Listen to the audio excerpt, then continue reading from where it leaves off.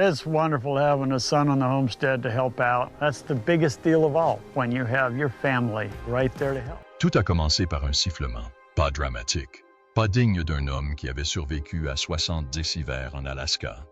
Juste un léger soubresaut dans le souffle de la culture automobile. Silencieux, têtu, facile à ignorer. Mais quand on l'a pris au sérieux, ce n'était plus une simple toux. C'était un effondrement silencieux, une artère défaillante dans la poitrine d'un homme bâti pour défier les éléments. Les caméras de Discovery n'ont jamais capté les analgésiques cachés dans son manteau, ni les nuits blanches, ni les grimaces à moitié ravalées. Seul Otto tenterait de réparer un tracteur cassé et un cœur défaillant avec la même clé. Mais ce n'est que le début. Le véritable chagrin, c'est ce qu'Otto a laissé dans son journal. Brute, sans filtre, et jamais destiné à être lu devant une caméra. Le mythe, l'homme, la frontière. Tout a commencé par un sifflement, sans émotion, indigne d'un homme ayant survécu à 70 hivers en Alaska. Juste un petit tic dans la respiration d'Otto Kilcher, quand il pensait que personne ne l'écoutait. Mais lorsqu'il laissa enfin quelqu'un l'observer, ce n'était plus une simple toux, c'était un collapsus au ralenti. Une artère tic-tac telle une bombe à retardement dans la poitrine d'un homme capable de résister à une tempête de neige. Et voici ce que la série ne vous a pas dit. Si Discovery a diffusé des scènes d'Otto en train de rassembler du bétail ou de souder dans la neige, ce qu'ils n'ont pas montré, ce sont les analgésiques cachés dans la poche de son manteau, les nuits où il n'arrivait pas à dormir. Les regards silencieux entre Charlotte et l'équipe de tournage quand Otto tentait de s'en sortir une fois de plus. Seul Otto aurait tenté de réparer un tracteur cassé et une artère défaillante avec la même clé à molette. Mais le véritable chagrin, ce n'était pas le diagnostic. C'est ce qu'il a écrit dans son journal après. Quelque chose que nous n'étions pas censés voir. Quelque chose qui changera votre regard sur chaque image de l'Alaska. La dernière frontière désormais. Otto Kilcher, 6e enfant des pionniers suisses Yule et Ruth Kilcher, a grandi dans une ferme à 18 km d'Homer, en Alaska. Imaginez, pas de lumière clignotante à 6 heures, pas de douche chaude après une matinée glaciale. Juste vous, un poêle à bois et la toundra sauvage de l'Alaska. Tel était le monde d'Otto Kilcher. Autonome, sans électricité, et à 2 doigts de la survie. On disait à Homer que si on cassait quelque chose, Otto pouvait le réparer, que ce soit un tracteur cassé ou un toit qui fuyait, et avoir encore le temps d'écorcher un élan avant le dîner. Mais même la cabane en rondin la plus robuste ne peut rester impeccable éternellement. En 2016, l'endurance légendaire d'Otto a atteint un seuil critique, une opération pour hernie. Il a admis plus tard que lorsque le médecin a dû suturer cette région de l'aine, j'ai vraiment senti la douleur. Imaginez, un homme qui lutte contre des bœufs sauvages dans une tempête de neige est réduit à grimacer sur une table d'opération. Et s'il avait ignoré la douleur et continué comme si de rien n'était, nous verrons plus loin comment ce moment a tout transformé. Il faut bien endurer un peu de douleur de temps en temps, n'est-ce pas? Cet aperçu de sa vulnérabilité laissait entrevoir des difficultés plus profondes. Au fil des saisons, les téléspectateurs remarquaient qu'Otto marquait parfois une pause pendant les corvées, une grimace subtile trahissant un malaise.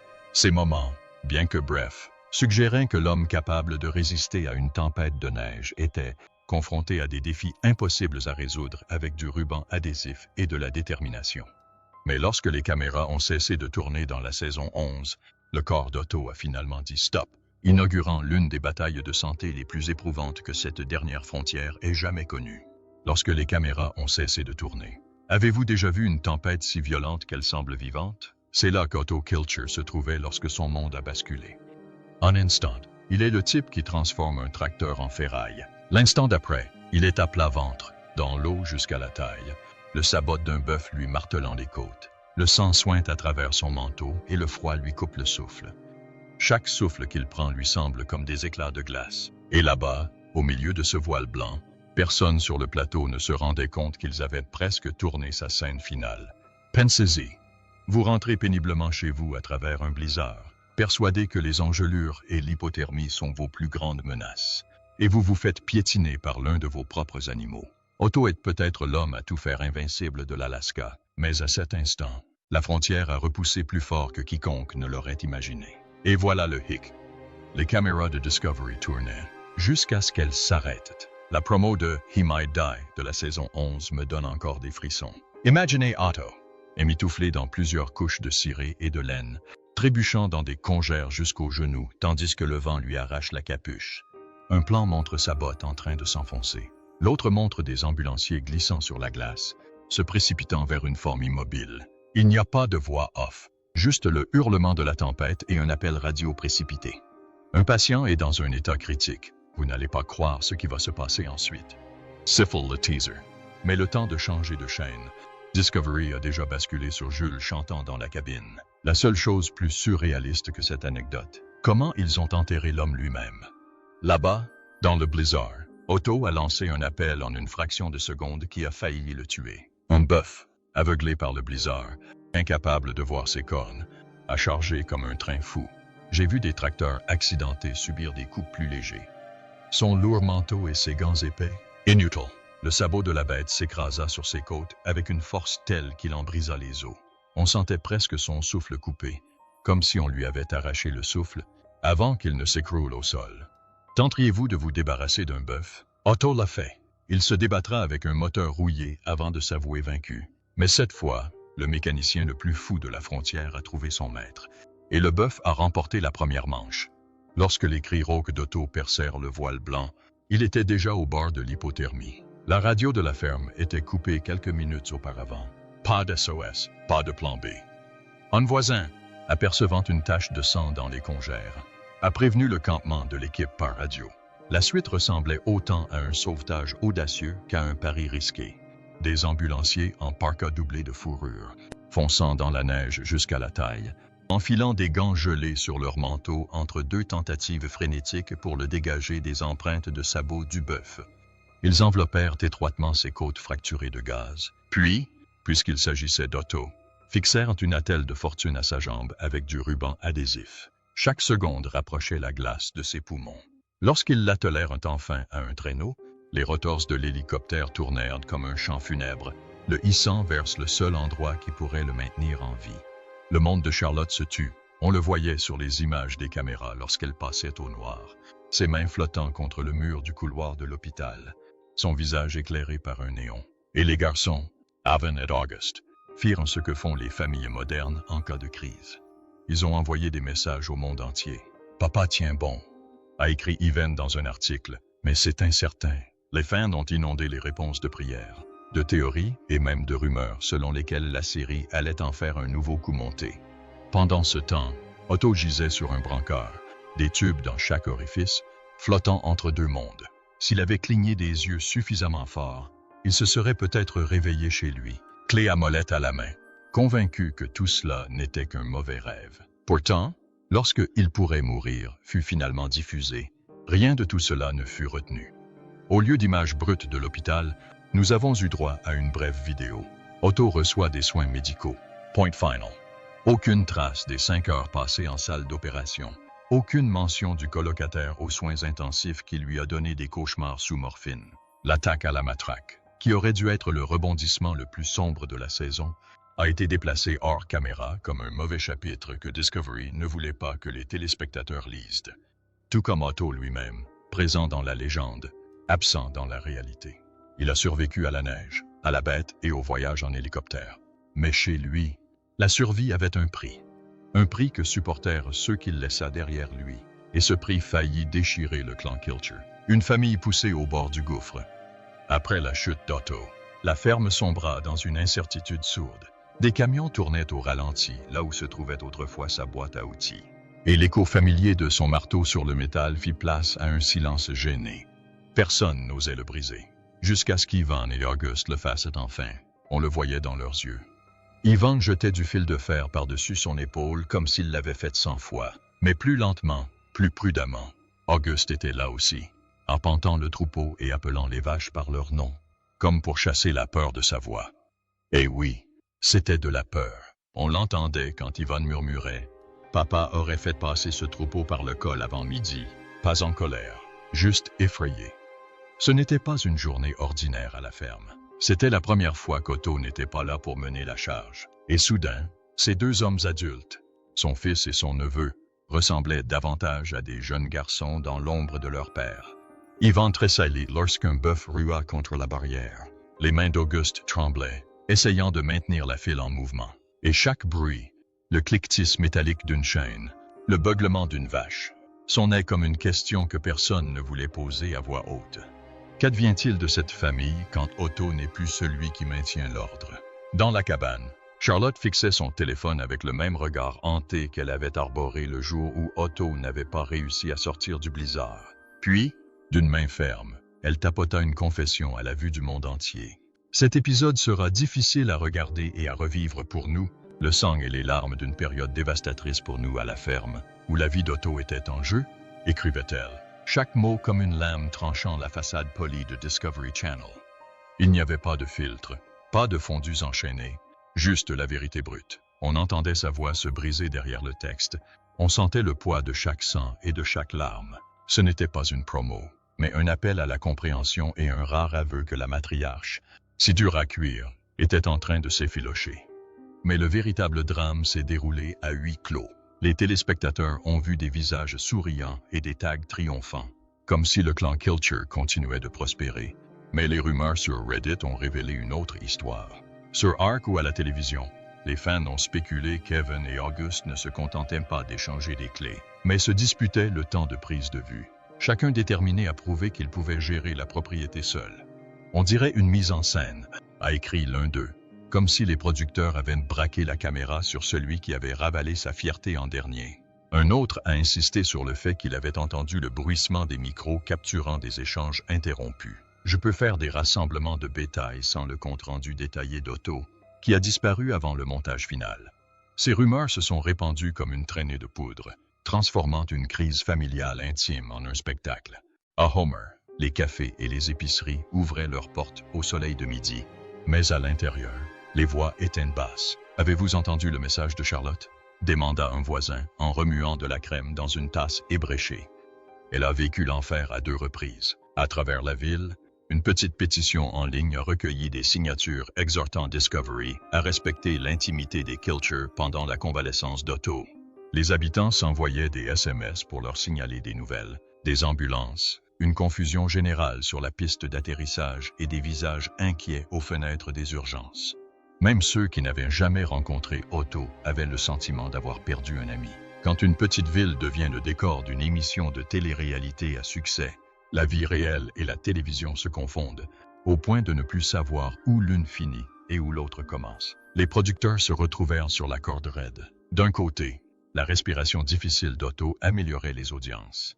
D'un autre côté, la crise de nerfs de Charlotte menaçait d'être accusée d'exploitation. Alors ils se sont précipités. Les caméras se sont retirées juste au moment où Charlotte sanglotait dans ses mains, pour revenir quelques instants plus tard. Focalisé sur Auguste plaisantant à propos d'une machine à traire en panne. Des extraits audio de la chambre d'hôpital d'Otto se sont glissés dans la bande-annonce, sa toux résonnant comme un signal d'alarme, tandis que la supplique de Charlotte sur Instagram était introuvable dans le montage final. Et tandis que le monde regardait Yvonne clouer des planches et Auguste réparer un toit, rares étaient ceux qui percevaient l'angoisse crue qui brillait dans leurs yeux. Les Kilcher avaient filmé eux-mêmes une évacuation d'équipage, transformant leurs iPhones en caméras de fortune. Pourtant, même ces images étaient découpées, entre une honnêteté déchirante et le vernis brillant qu'exige la télé-réalité. Lorsqu'Otto retourna en boitant vers le porche, appuyé sur une canne, le visage tiré, mais arborant ce demi-sourire obstiné, la ferme elle-même avait changé. Les épaules d'Yvonne étaient plus larges, le regard d'Auguste plus fixe, et Charlotte, elle l'accueillit comme une reine, saluant son bouffon. Soulagé, mais jamais tout à fait le même. Les outils qu'il avait confiés à sa famille les avaient transformés en quelque chose de plus résistant, mais aussi de plus vulnérable. Ils avaient rempli ses bottes, découvert sa douleur solitaire derrière la légende et vu les failles qu'il avait tant essayé de dissimuler. Et pendant tout ce temps, les fans étaient attentifs, partagés entre l'applaudissement pour la résilience de la famille et la colère face aux erreurs de montage de la série.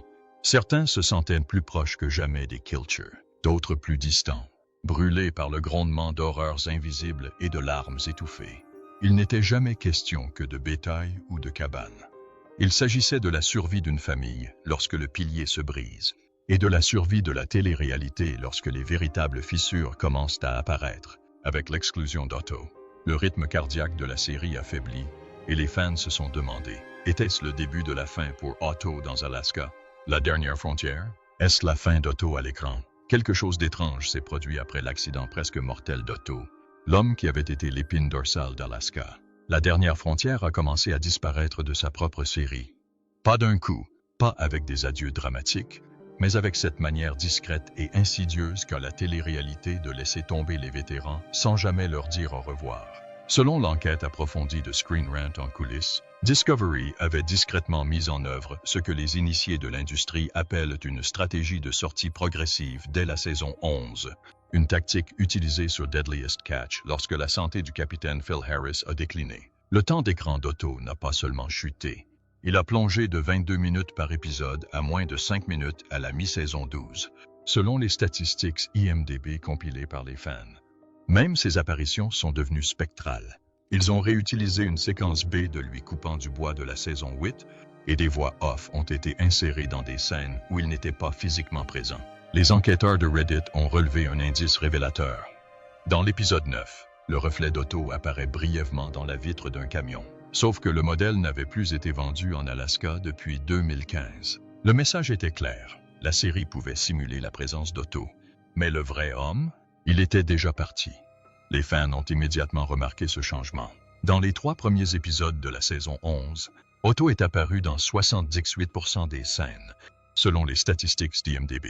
Les dirigeants de Discovery ont affirmé qu'il s'agissait d'un respect pour son rétablissement, mais les sources de Screen Rant ont raconté une version différente, évoquant des divergences créatives et de nouvelles orientations. Cela vous dit quelque chose? Ça devrait. Il s'agit de la même chaîne qui a discrètement mis à l'écart le capitaine Phil Harris de Deadliest Catch après son AVC, puis lui a consacré un épisode commémoratif à son décès. Les déclarations publiques de la famille Kilcher n'ont guère dissipé les spéculations. Lorsque Charlotte a publié un article sur le temps de guérison d'Otto en mars 2023, les fans se sont transformés en détectives numériques. En quelques heures, la section commentaires a explosé, avec plus de 23 zéro réponses décortiquant son expression. Certains ont souligné qu'elle avait supprimé des publications similaires quelques semaines plus tôt, montrant les progrès de la rééducation d'Otto, une décision que Distractify a attribuée à la sensibilité de la production. S'agissait-il d'une pause temporaire ou d'une transition définitive? Les fils de discussion Reddit se sont enflammés de comparaisons entre les légendes de Charlotte avant et après l'accident, obsédés par son passage du « nous reconstruirons » à de vagues citations spirituelles sur la libération. L'interview Dats avec Outdoor Life a soulevé plus de questions que de réponses. Lors d'un article pour la Fête des Pères destiné à célébrer l'héritage familial, il a esquivé la question avec une brièveté inhabituelle. Papa a toujours été maître de ses propres intérêts. Qui sait si cela s'applique encore à la série? Une citation qui coïncide notamment avec l'interruption de la production de la saison 12. Même les rares apparitions d'Otto ont alimenté les rumeurs. Les fans attentifs n'ont dénombré que 47 secondes de nouvelles images dans les épisodes 4 à 6, principalement des extraits audio recyclés sur une séquence B-roll de son atelier vide. Voici ce que la série ne vous a pas dit. Le rôle décroissant d'Otto n'était pas seulement une question de santé. D'après les révélations de Screen Rant sur les coulisses de la série, Discovery testait discrètement les réactions du public à un récit culturel nouvelle génération depuis la saison 9. Des notes de production de 2021, divulguées, révèlent que les producteurs ont enregistré un engagement sur les réseaux sociaux 3 fois supérieur à celui d'Otto, auprès des moins de 35 ans. Un fil de discussion Reddit a déniché d'anciens castings pour des talents plus jeunes et dynamiques, proches de la culture, alimentant les rumeurs d'un changement générationnel planifié bien avant l'accident d'Otto. Les tutoriels d'Evan sur la vie à la ferme, les séquences animalières d'Auguste, il ne s'agissait pas d'intrigues organiques, mais d'auditions. Des sources internes affirment que Discovery a même organisé des groupes de discussion, comparant le charme bourru d'Otto à l'attitude paternelle attachante d'Evan. Une source anonyme a confié à Screen Rant que les dirigeants souhaitaient une transition plus douce, mais que la blessure d'Otto les y avait contraints. Tout cela faisait partie d'un plan de transition calculé, accéléré par l'accident d'Otto, et tout droit sorti du manuel de Discovery, reflétant la façon dont Deadliest Catch a déplacé l'attention de Phil Harris vers ses fils après 2010. Mais l'Alaska, dernière frontière, peut-elle survivre sans son cœur acariâtre? Les chiffres ne mentent pas. Le premier épisode de la saison 11, présenté comme le retour d'Otto, a attiré 2,1 millions de téléspectateurs, un pic que Discovery a probablement célébré. Mais à mi-saison, Alors que le temps d'antenne d'Otto se réduisait à de brèves apparitions de seulement 7 minutes dans l'épisode 6, les audiences ont chuté de 23,8% à 1,6 million de téléspectateurs, selon le suivi scène par scène d'IMDb. Pour mettre les choses en contexte, c'est plus marqué que le déclin de la capture la plus meurtrière après la mort de Captain Phil, et les fans l'ont remarqué. Les fils de discussion Reddit ont fusé avec des menaces de boycott telles que « pas d'auto »,« pas de montre », tandis que les pétitions sur Change.org exigeant son retour ont recueilli plus de 15,0 signatures en quelques semaines. Mais voici le rebondissement.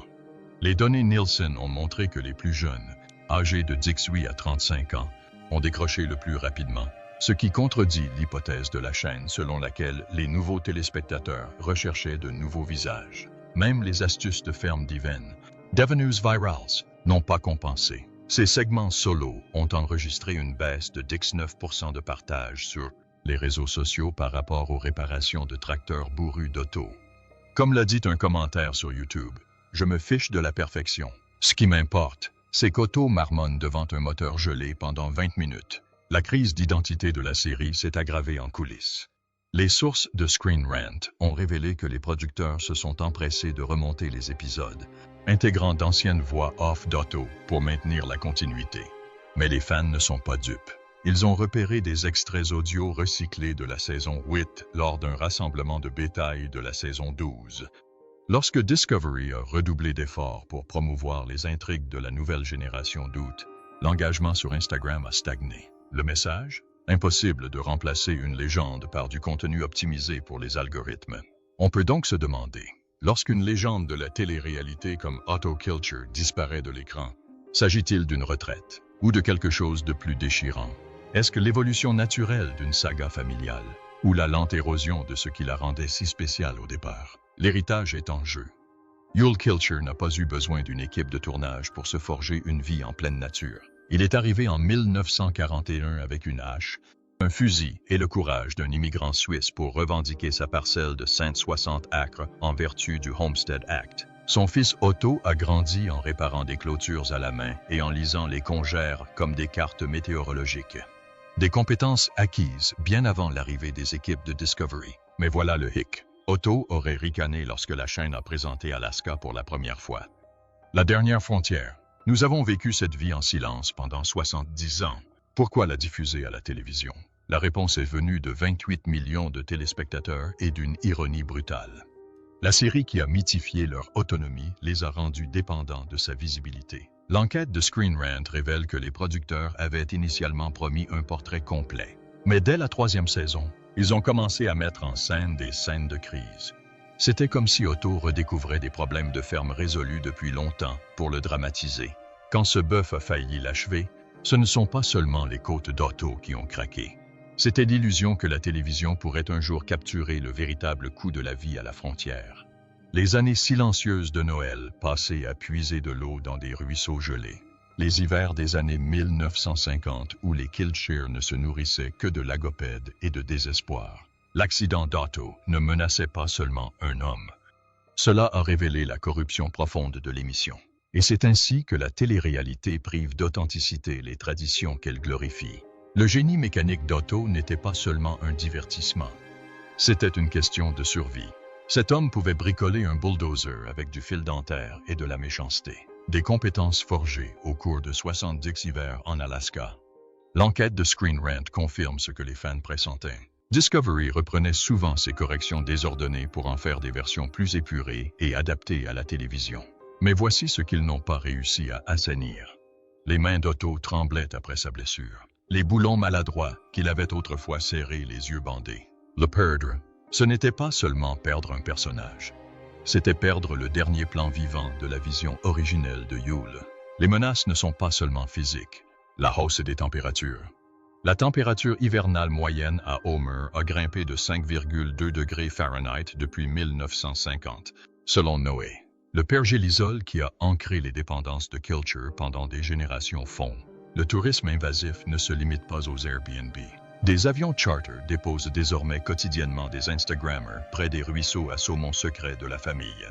Des déchets laissés sur les sentiers que les enfants d'Iven emporteraient en silence. Exploitation forestière industrielle. Il suffit de regarder l'exemption de Tongass de 2021 autorisant 38,0 acres de coupe de forêt ancienne à 19 km de leur propriété. Les archives de l'organisation Alaska montrent que les 160 acres d'origine de Yule forment désormais une forteresse assiégée.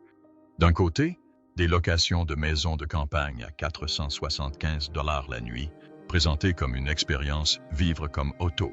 De l'autre, le puits familial, vieux de 80 ans, pompe 30% de moins chaque été. Le pire retournement de situation, alors que le hashtag Homestead Life de Discovery est en vogue avec 2,1 millions de publications, les permis de chasse de subsistance en Alaska ont chuté de 14% depuis 2019. Même les troupeaux de caribous chéris d'Otto disparaissent. Les biologistes de l'État confirment une baisse de 28% du troupeau de Mulchatnas qu'ils chassent depuis des décennies. Comme l'a écrit un habitant sur Reddit, l'émission vend un rêve qui est en train d'être défriché, pavé et transformé en décor de selfie. Mais le plus grand péché de Discovery est peut-être son timing. Alors qu'Otto disparaissait des écrans entre 2018 et 2023, l'Alaska a perdu 14% de ses permis de chasse de subsistance. Une chute libre que le département de la pêche et de la chasse de l'État associe directement à la diminution du nombre de mentors. Otto n'était pas seulement un menuisier pour la télévision. Il formait discrètement plus de 20 adolescents chaque année lors d'ateliers hors champ, leur apprenant à lire les traces d'élan dans les bosquets d'épinettes et à suturer les blessures avec du fil de tendon. Comparez cela aux épisodes de Homestead Hack de la saison 12, où Ivan démontrait des astuces pour allumer un feu compatible avec TikTok à l'aide de tiges de fer achetées en magasin, des techniques que l'Empire Juno appelait la survie Ray, et non la véritable subsistance. Les chiffres sont cinglants. L'âge médian des chasseurs de subsistance actifs est passé de 42 à 49 ans pendant le déclin d'Otto. Tendencies Economics de l'Alaska, 2023. Pendant ce temps, Discovery diffusait des rediffusions de l'emblématique réparation du carburateur à canette de bière d'Otto, une astuce qu'il avait inventée lors de la préparation au passage à l'an 2000. En montant les images de ses mains tremblantes luttant contre la même réparation après l'accident, les forums de chasse de Reddit l'ont remarqué. J'avais l'habitude de regarder Otto pour apprendre, a écrit un utilisateur. Maintenant, je regarde et je me demande si ce savoir réel lui survivra. L'illusion de la télé-réalité s'est heurtée à l'érosion de la réalité. Alors que la série présentait l'absence d'Otto comme une transmission du flambeau, l'Alaska a perdu un porteur de flambeau et, avec lui, la sagesse sans prestige qui préserve les frontières. La promesse de la prochaine génération est à la fois pleine d'espoir et hantée. Peut-on hériter d'un héritage lorsque le monde pour lequel il a été construit n'existe plus? Lorsque Lévi jure de défendre les valeurs d'Otto, parle-t-il des vraies valeurs? Mains calluses, luttes silencieuses, travail acharné peu photogénique, ou la version approuvée par la télévision? Voici le calcul brutal. La propriété d'origine des Kilcher, d'une superficie de 64 hectares, jalonnée par Yule en 1941, se trouve aujourd'hui dans un comté où 62% des permis de subsistance restent inutilisés, non pas par manque de terre, mais par manque de savoir-faire. Sur Instagram, Levi le montre en train de réparer des VTT avec des pièces fabriquées en usine, bien loin de la célèbre réparation de joints en écorce de boulot d'Otto, qui a permis à une Ford 57 de fonctionner pendant des décennies. Des diatribes à l'écran et des fuites en coulisses révèlent que les producteurs ont poussé Lévi à moderniser ses méthodes pour attirer l'attention, brouillant ainsi la frontière entre préservation et performance. Même la terre ferme résiste à sa tradition d'hiver plus doux. La température moyenne à Homer a généralement augmenté de 1,2 degrés depuis 1980. Cela signifie que les grottes de glace qu'Otto empruntait s'effondrent désormais dès mars. Lorsque Lévi tente de reproduire les itinéraires de piégeage de son grand-père, il tombe sur des panneaux d'interdiction d'accès sur des terres ayant appartenu à des amis de la famille. Les forums Reddit dédiés aux fermes racontent une blague sinistre. La dernière frontière est en train de devenir un musée vivant. Admirez les expositions, mais ne touchez pas aux outils. Alors, quand Lévi jure de continuer, que reste-t-il à préserver? Les caméras continuent de tourner, mais la nature sauvage qu'Otto maîtrisait, brute, implacable, authentique, disparaît plus vite que les audiences de l'émission. Tout se résume à une seule question. Que devons-nous à nos compteurs lorsque leur vie devient notre divertissement? Et jusqu'où les laisserons-nous déformer la vérité au nom d'une fin télévisuelle parfaite? Que nous apprend l'histoire d'Otto? Voici la vérité dérangeante. Psychology Today a tout dit. Les émissions de télé-réalité nous poussent à réfléchir à ce que nous ferions dans une situation similaire et à ce que cela révèle de nous-mêmes. Quand vous avez vu Otto tituber dans la neige, les côtes brisées, vous êtes-vous penché en avant? Avez-vous envoyé un SMS à un ami? Aviez-vous besoin de savoir s'il s'en sortirait? Félicitations, vous êtes complice. Le secret le plus sordide de la télé-réalité n'est pas la mise en scène. C'est la vraie douleur que nous consommons volontiers comme divertissement. Le genre est truffé de pièges éthiques, de drapeaux Wikipédia, d'exploitation des enfants, d'exploitation des traumatismes et de contrats qui enferment les participants dans leurs propres cauchemars. Mais l'histoire d'Otto, elle est différente. Sa mort imminente n'était pas un coup de théâtre du producteur. C'était une crise sanitaire que nous avons tous observée avec curiosité. Vous souvenez-vous de la fois où ils ont filmé Otto se traînant dans la neige, les poumons défaillants, tandis que le drone planait au-dessus de lui pour un plan large parfait? C'était cinématographique. Magnifique, même. Mais voilà ce que personne ne veut dire à voix haute. Une belle souffrance reste une souffrance. Quand les producteurs donnent le feu vert à ce plan, quand les monteurs ajoutent ce violon envoûtant, et quand les chaînes le programment pour la semaine des grands succès, nous, le public, devenons complices. Et la blessure d'Otto était leur coup de maître. Il n'a pas simulé ses bleus. Il n'avait pas mis en scène le brancard. Ce n'était pas une aventure à la Bear Grylls où quelqu'un sirote de l'urine et saute dans un hôtel. Otto luttait pour sa vie, avec une artère défaillante et une caméra braquée sur lui. Et on l'a vu s'aplatir, pas en temps réel, mais suffisamment près pour se sentir mal. Il a finalement été soigné, plus ou moins. Il sortit de cet hôpital avec plus de fer que d'os et un regard qui ne s'adoucissait jamais. Mais quelque chose de fondamental changea. En lui. Dans la série, en nous, car Otto n'était plus un simple gourou de la nature sauvage. Il est devenu une étude de cas, une exposition vivante au Smithsonian des regrets de la télé-réalité. On peut alors se demander où se situe la frontière entre narration et surveillance, entre valoriser la résilience et monétiser le traumatisme. L'accident d'Otto aurait dû servir d'avertissement. Au lieu de cela, c'était un dernier épisode. Alors, voilà votre défi. Regardez à nouveau cet épisode.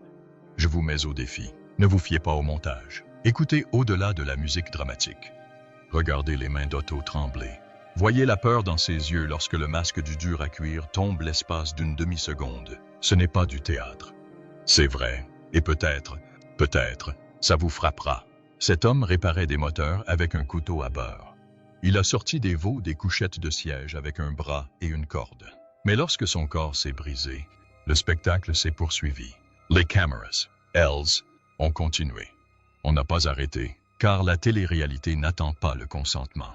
Elle attend la montée en flèche des audiences.